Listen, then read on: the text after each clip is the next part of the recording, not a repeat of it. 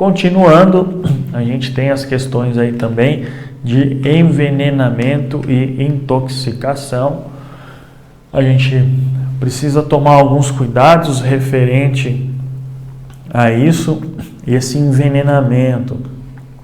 Essa intoxicação pode acontecer por diversos fatores.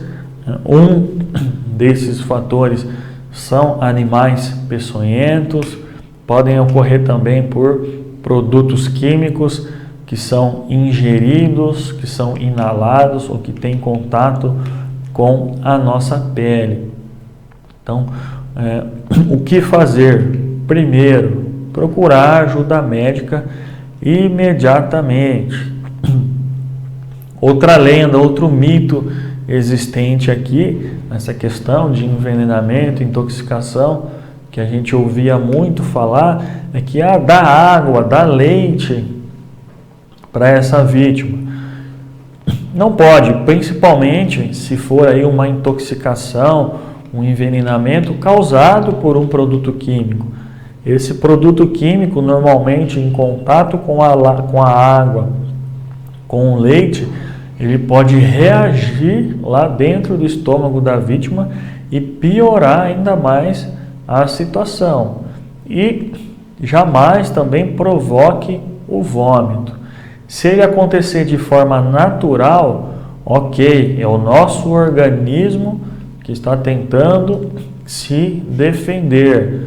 Agora, se eu estou colocando o meu dedo na garganta, se eu estou provocando esse vômito, eu estou também fazendo com que aquele produto, aquele veneno que causou a minha intoxicação, ele já se misturou lá com o meu suco gástrico, e aí eu provocando o vômito, eu faço com que ele volte, e aí ele volta queimando tudo de novo, prejudicando minhas vias aéreas, prejudicando tudo novamente. Então, não provoque o vômito, em hipótese alguma. Se ele acontecer de forma natural, ok, é o nosso organismo que está dando uma resposta, mas nunca provoque esse vômito. Se for questão relacionada à pele, ele for sobre a superfície da pele, procure eliminar esse material e lavar com água o local.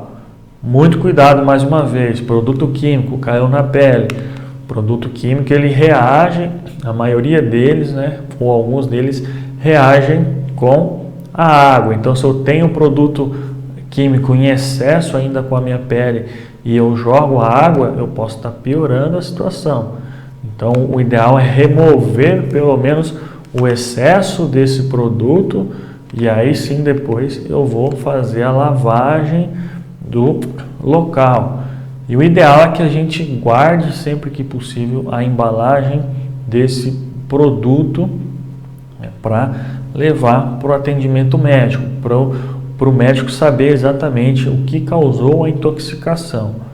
Então, alguns mitos aqui, o que não fazer: não dar leite, não dar água e também não provocar vômito. Essas ações podem prejudicar ainda mais a condição da vítima. O que a gente pode fazer, por exemplo, para evitar esse tipo de situação? A gente está falando até já na prevenção. Procurar manter os produtos nas embalagens originais. Isso já evita muito acidente, porque às vezes, principalmente com criança, a criança vê aquele líquido colorido, que normalmente o produto químico tem uma certa coloração. Se a criança vê aquele produto dentro de uma embalagem, por exemplo, de uma garrafa PET, ela pode achar que aquilo é um refrigerante, que aquilo é um suco e acaba ingerindo. Crianças menores, que não têm essa consciência, mais pequenininho, tudo que vê acaba colocando na boca. Então a gente precisa tomar alguns cuidados em manter esses produtos fora do alcance das crianças. para os adultos, algumas recomendações também. Às vezes está, por exemplo, fazendo uso de agrotóxicos, trabalhando com isso. E aí tem que estar com todos os EPIs, tudo bonitinho, certinho. Porém, durante a aplicação ali, acaba ingerindo algum alimento, acaba tomando algum líquido, acaba fumando com as luvas contaminadas, né, com o EPI contaminado. E aí acaba tendo esse contato, essa ingestão, ou está com o seu EPI danificado, está furado, aí vai entrar em contato com a sua pele. Então são algumas recomendações para que a gente evite, para que a gente minimize essa probabilidade de envenenamento, de intoxicação. E aí é muito importante, sempre que possível, que a gente leve a embalagem desse produto. Por quê? Esse produto químico, esse agrotóxico, esse veneno, ele possui um rótulo, ele possui uma bula. E normalmente nesse rótulo, nessa bula, vai conter as informações relativas àquele produto, então a sua toxicidade, quem é o fabricante, como fazer o uso daquele produto e também as precauções. Então vai estar indicando ali quais são os EPIs que eu preciso utilizar em caso de contato com a nossa pele, com os olhos, de ingestão, quais são os procedimentos que eu preciso realizar, quais são os primeiros socorros. Vai ter ali também os dados do fabricante, onde a gente, em caso de emergência, pode estar ligando, pode estar entrando em contato com aquele fabricante para que a gente consiga atender aquela vítima. Então, é muito importante que seja mantido esses produtos nas embalagens originais. Esvaziou, terminou aquele produto, o ideal é sempre estar descartando aquela embalagem nos locais apropriados. Fazer lá a tríplice lavagem, furar essa embalagem e descartar no local apropriado, justamente para que não seja reutilizado, para que não coloque algum tipo de produto e aí no momento que acontece um acidente, a gente fica sem saber o que fazer. Mais uma vez, isso pode acontecer na empresa, pode acontecer em casa, então é algo que a gente precisa se precaver. Normalmente, dentro das empresas, existe todo um controle quanto a isso. Então, todo produto químico tem a sua ficha de segurança, a sua FISP, existe procedimentos do primeiro socorro, tudo certinho. Lá na nossa casa, infelizmente, não é assim. A gente tem os produtos e aí é onde normalmente a gente tem mais esse tipo de problema, de envenenamento e intoxicação. Então, procure cuidar desses produtos, por mais simples que pareça. Aquele detergente que utiliza para lavar a louça, aquele sabão em pó para lavar a roupa, aquele produto, aquele alvejante, aquele cloro, enfim, tome muito cuidado com esses produtos que aparentemente são simples, mas se, por exemplo, uma criança tiver acesso a esses produtos, podem acontecer grandes tragédias. Então, muito cuidado. Mais uma vez, atendimento especializado o mais rápido possível. Corre com essa criança, com esse adulto, com essa vítima para o hospital, sempre que possível, levando o rótulo, levando a embalagem desse produto. E não se esquecendo dos mitos, das lendas que a gente já falou aqui. Não dá água, não dá leite, a gente escuta muito isso. Dá o leite, que o leite ajuda, que o leite ele acaba amenizando esse problema. Não ajuda, muito pelo contrário, pode piorar. Qualquer tipo de líquido. E também não provoque vômito. Esse vômito, aquilo que desceu queimando, machucando, volta pior. Então, Se for de forma natural, ok, mas nunca provoque esse vômito. E aí, atendimento médico especializado. Aqui a gente consegue atender essa vítima, né, quando acontece esse envenenamento, essa intoxicação, mas é importante que a gente trabalhe também na prevenção, para que isso não aconteça. Como a gente disse aqui, com algumas medidas simples, isso já é possível. A gente já minimiza essas possibilidades, como manter na embalagem, o produto na embalagem original, fora do alcance das crianças. Enquanto estiver manipulando esses produtos, não ingerir alimentos, bebidas, não fazer uso do cigarro, enfim, não levar a mão à boca. São algumas medidas que vão nos auxiliar quanto a isso. Mais uma vez, importantíssimo, né? Entender a situação, o que está acontecendo, para evitar possíveis falhas e conseguir fazer um bom atendimento. Então, nesses casos, normalmente a vítima ela começa a ter um mal-estar, ela começa a ter ânsia de vômito, ela pode ter algum sinal na pele, alguma queimadura desse produto químico, né, desse agrotóxico. Enfim, então a gente consegue identificar esses sinais. Às vezes ela vai estar trabalhando próximo a esses produtos, vai ter a embalagem, ela pode estar consciente e falar. Dependendo da dosagem que ela teve contato, ela pode estar inconsciente. Então, muito importante que no início da ocorrência também já acione esse socorro especializado para que ela tenha o devido atendimento com a devida urgência. Então, acontece muito ainda, principalmente com as crianças. Então, é um ponto de alerta, um ponto de atenção para a gente levar não só para o nosso trabalho, mas também para as nossas casas, para as nossas famílias. A gente precisa sempre estar atento com esses produtos, com esse risco de envenenamento, de intoxicação.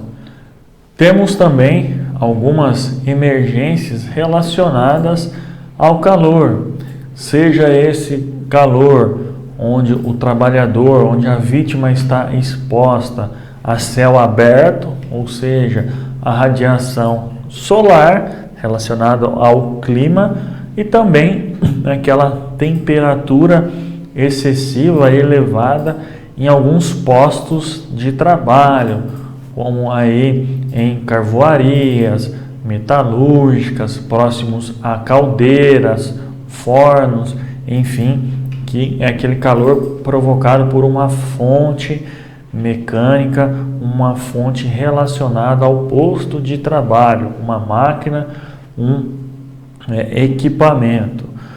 Podem acontecer alguns problemas, como a insolação e a desidratação. Na insolação, a gente vai ter como sinais e sintomas a pele quente, avermelhada e seca, uma respiração acelerada e também fraqueza, tontura, enjoo e inclusive perda de consciência. Na desidratação ocorre o suor abundante, a fraqueza, dor de cabeça e tontura, náusea e vômito e também as cãibras. São sinais e sintomas da insolação e desidratação que muitas das vezes vão ocorrer os dois tipos de problema. Essa mesma vítima que tem uma insolação, ela pode ter também uma desidratação.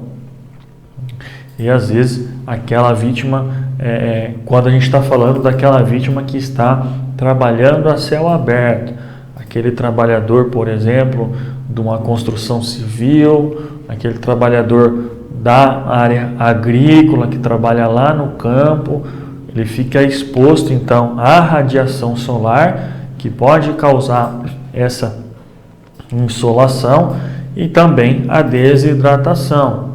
Por isso é importante que esses trabalhadores tenham os períodos de pausa, os períodos onde eles consigam se reidratar, recuperar a sua temperatura.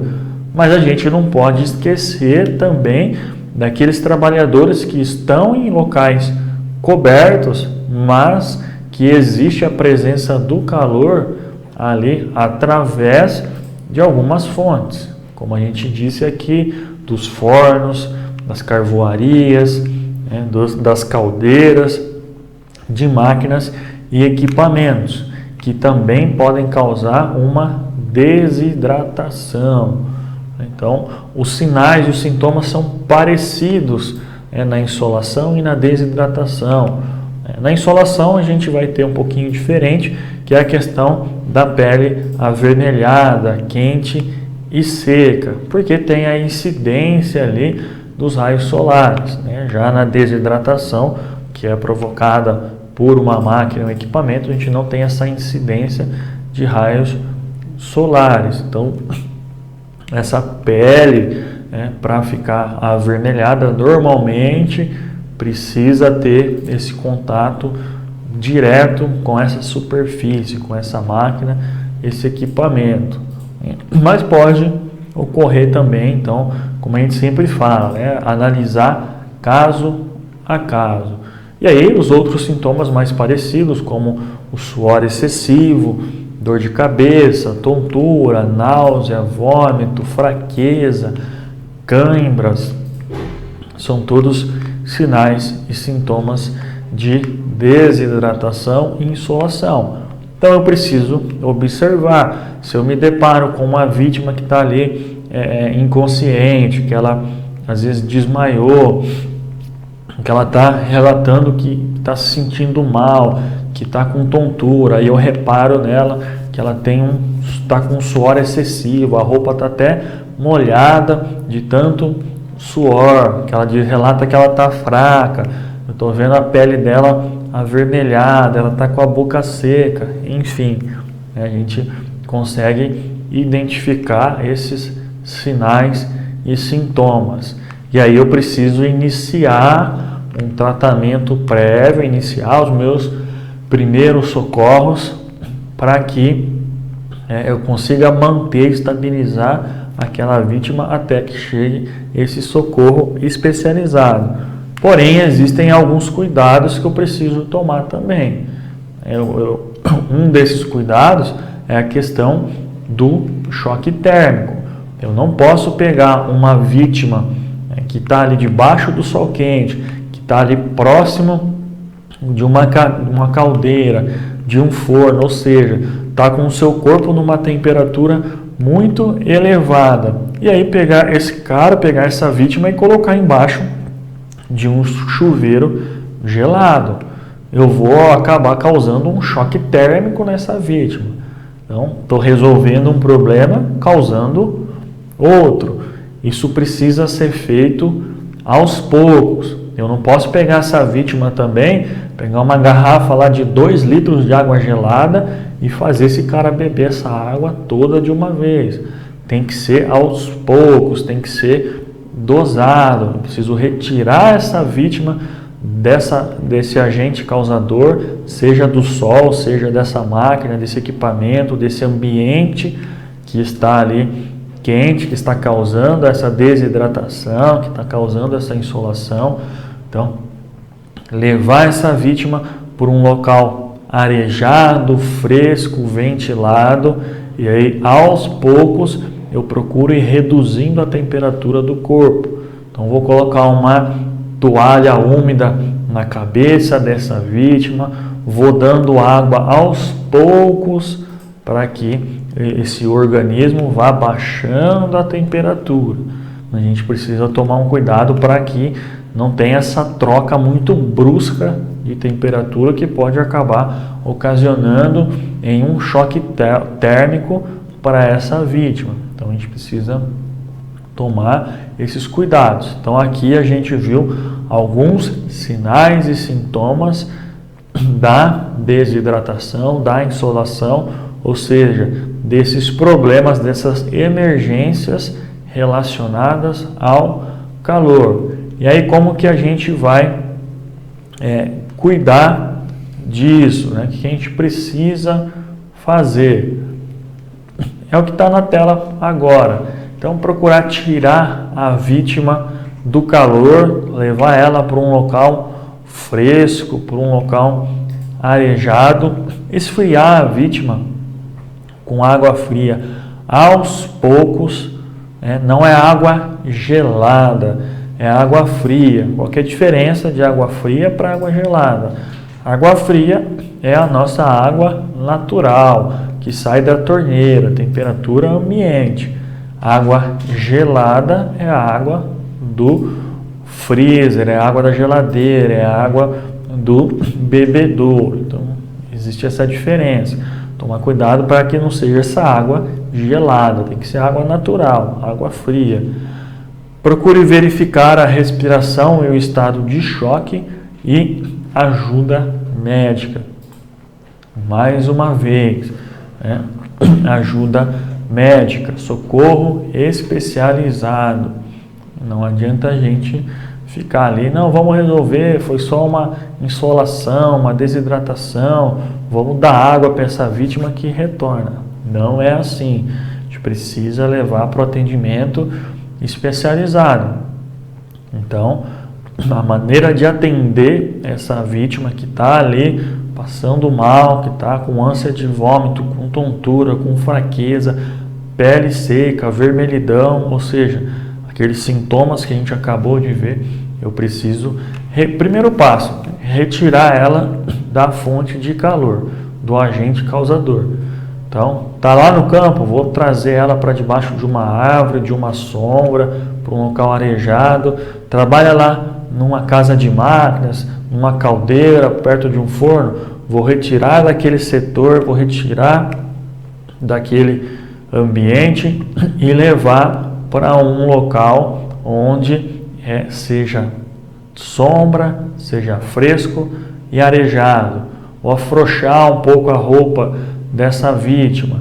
E aí, aos poucos, eu vou procurar baixar a temperatura do corpo e reidratar aquela vítima. Baixar a temperatura, toalhinha molhada, úmida, colocando na cabeça da vítima, com água fria, não água gelada. E eu vou dando aos poucos ali, um pouquinho de água para ela ir tomando e aí ir reidratando e baixando a temperatura. Não vou dar 2, 3 litros de uma vez para ela beber. É meio copinho, ela vai beber, aguardo ali alguns minutos, depois mais um pouquinho, até que esse socorro especializado chegue. E aí, chegando lá no atendimento, chegando lá no hospital, essa vítima muito provavelmente vai para o soro, vai ser reidratada, vai ser cuidada. Então, também existem alguns cuidados prévios que a gente pode tomar para evitar essa insolação, essa desidratação. Cuidados básicos, como uso de protetor solar, uso de vestimenta com manga longa, uso de chapéu, de bonés que protejam dessa radiação solar, uso dos EPIs quando for trabalhar em locais fechados e próximos a essas fontes de calor, revezamento da atividade, pausas programadas, reidratação. Existe também o sorinho, que é de reidratação para esses trabalhadores. Então, muito utilizado o pessoal que trabalha no campo, na lavoura. É distribuído em algumas empresas esse sorinho. Existem algumas recomendações, precisa tomar alguns cuidados, que também esse soro em excesso pode nos causar alguns problemas, principalmente nos nossos rins, mas enfim, auxilia com recomendação médica. Então, se o médico da empresa recomendar. Então, são algumas ações que a gente pode fazer, ações simples, mas que vão evitar esses problemas. E a ação mais simples de todas e que vai causar um grande impacto positivo é beber água, se manter hidratado. Esse é um dos fatores mais simples, porém mais importantes também para esse tipo de ocorrência. Quanto mais hidratado aquela vítima estiver, menor a chance ela vai ter de estar aí com esses problemas. Então, são cuidados básicos. O que a gente precisa se atentar, principalmente nesses casos, questão de choque térmico, né? Tomar muito cuidado para não ter uma mudança muito brusca de temperatura no organismo da vítima. Então, recomendar para que de tempos em tempos aquela vítima, aquele trabalhador pare um pouquinho a sua atividade, vá para um local arejado, se reidrate, né? Tome uma água, diminua a temperatura do seu corpo de forma natural e aí retorna. Precisa ter um pouquinho desse controle. Caso isso tenha acontecido, então eu tenho uma vítima ali com desidratação, com insolação, então eu vou cuidar para que ela retome a sua temperatura. E mais uma vez, atendimento médico especializado.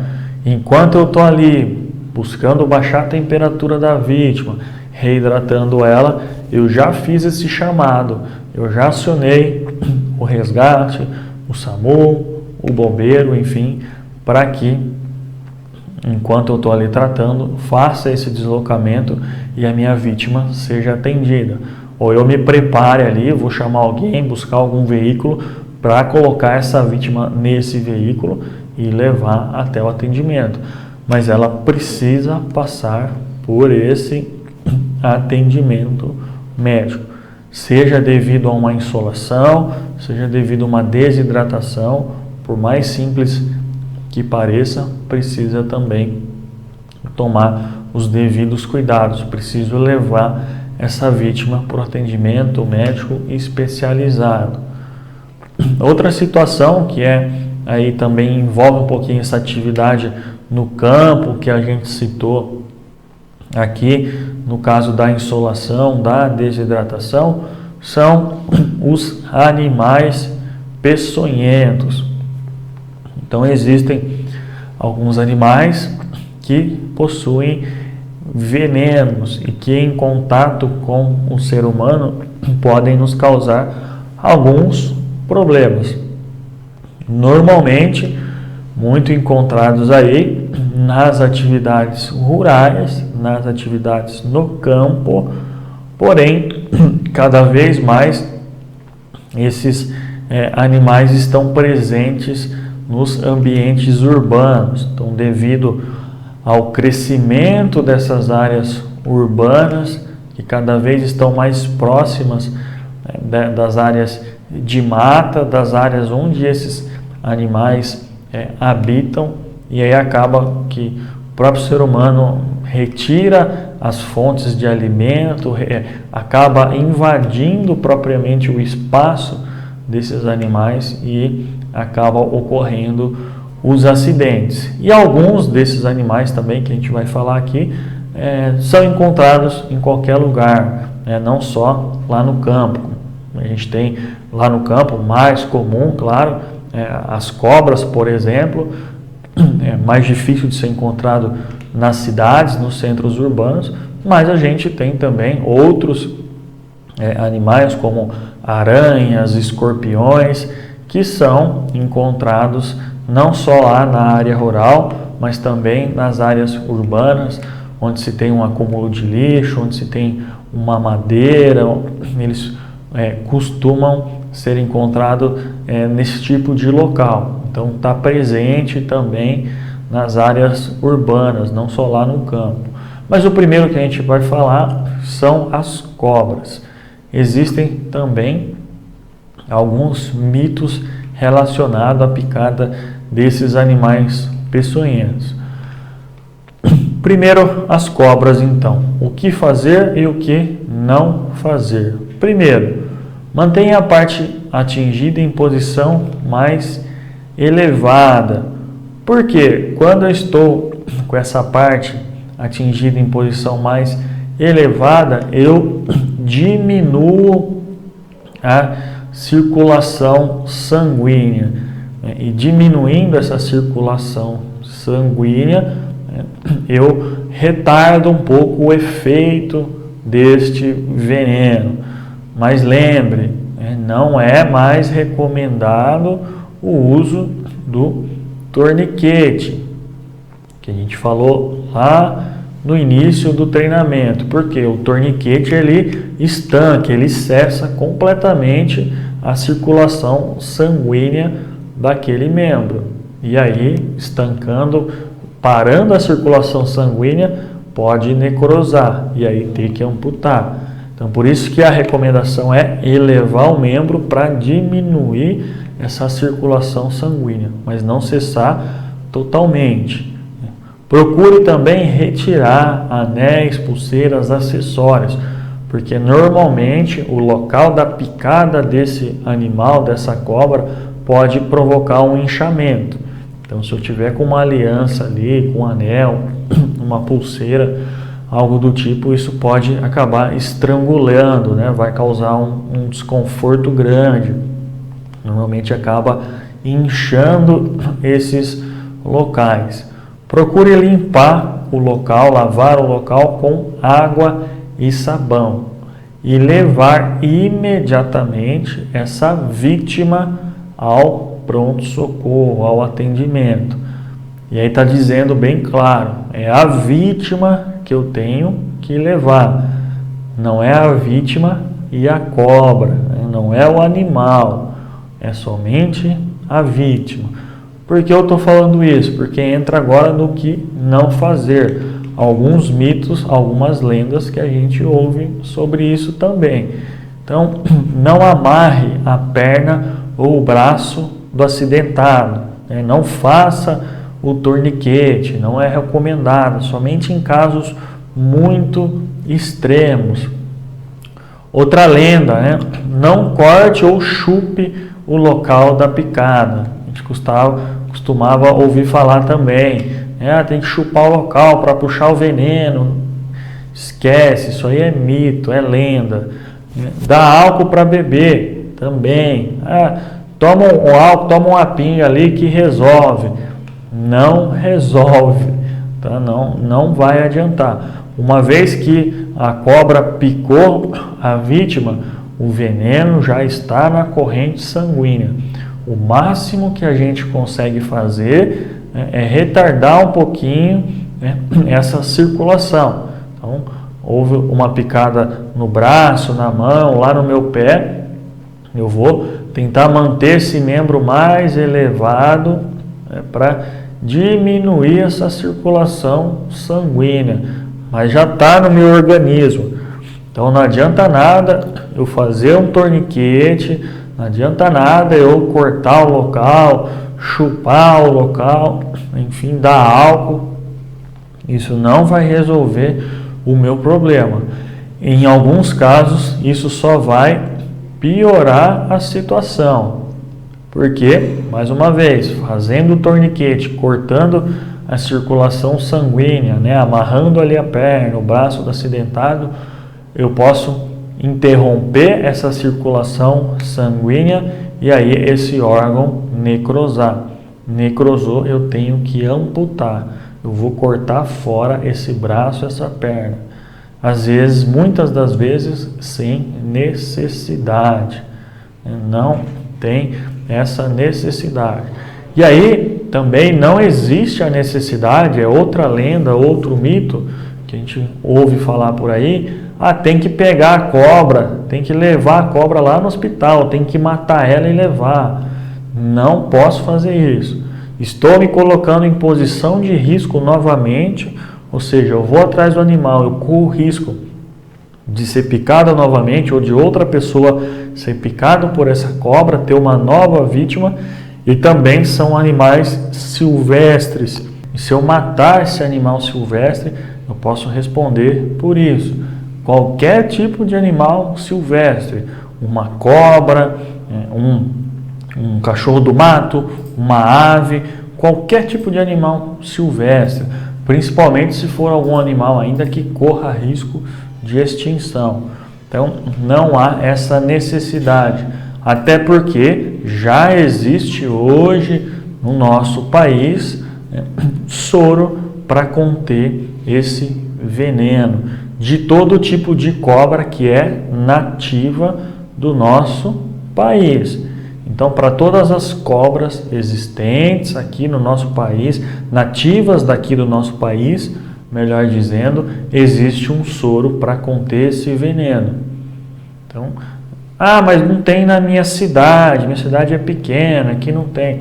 Ok, em algumas cidades realmente não tem, mas existem polos, existem centros espalhados pelo país, né, de forma estratégica, onde a gente consegue chegar nas demais localidades. Então, por exemplo, a gente está em Bauru, e aqui, muito provavelmente, não tem algum soro. Porém, existem alguns polos. Por exemplo, lá no Instituto Butantan, em São Paulo, existem os venenos. A grande maioria desses soros são feitos no Instituto Butantan, que distribui para todo o país. E existem polos regionais. Existem algumas cidades próximas que possuem. Então, o atendimento médico, lá, o pronto-socorro, o postinho, a UPA, que essa vítima foi levada, vai ter medicamentos que vão retardar o efeito desse veneno, dessa cobra, até que chegue esse soro, até que chegue esse medicamento específico para aquele tipo de veneno.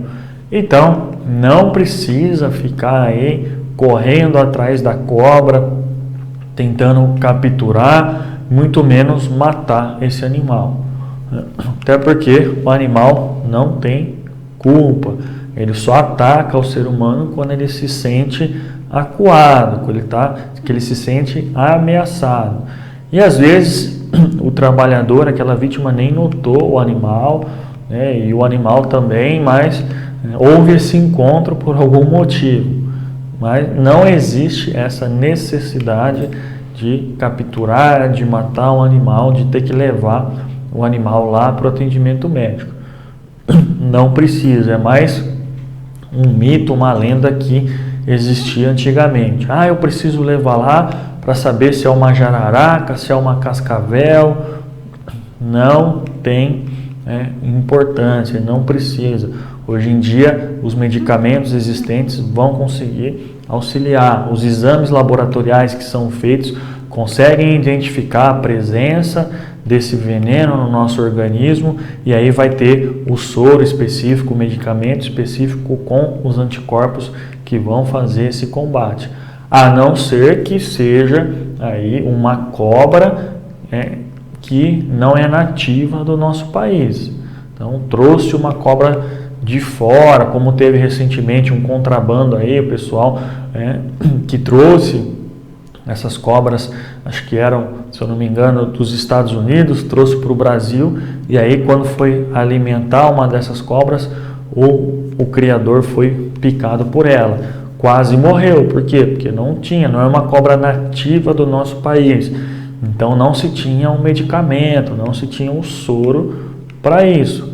Mas para quem está dentro da lei, tudo certinho, para os animais nativos, então existem esses medicamentos. Então, não precisa matar a cobra, não precisa fazer torniquete, não precisa chupar o local, dar pinga, dar cachaça para a vítima beber, dar leite, que a gente já ouviu falar também sobre isso. Isso não vai resolver a situação.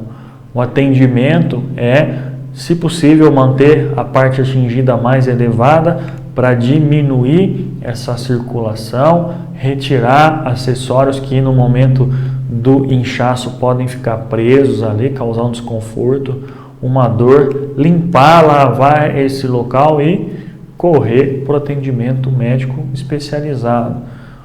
Pura e simplesmente. Não preciso fazer mais nenhum outro tipo de ação. Não fazer torniquete, não cortar, não chupar o local, não dar álcool, não matar, não capturar o animal. Isso não é necessário. Tome muito cuidado. É mais comum de acontecer nas áreas rurais. Mas como a gente disse, com esse crescimento desordenado dos centros urbanos, a gente está cada vez mais próximo dessas áreas, invadindo muitas das vezes o espaço, a gente está tendo algum certo prejuízo no meio ambiente, às vezes também a gente está lá num momento de lazer, está numa pesca, fazendo uma trilha, andando de bicicleta, enfim, pode acontecer esse tipo de ocorrência. Então, lembrar, pegar essa vítima aí, levar o mais rápido possível para o atendimento médico especializado. Esquece o animal, deixa ele quietinho lá, porque ele não vai ajudar em nada e a gente também não precisa se colocar em posição de risco sem necessidade.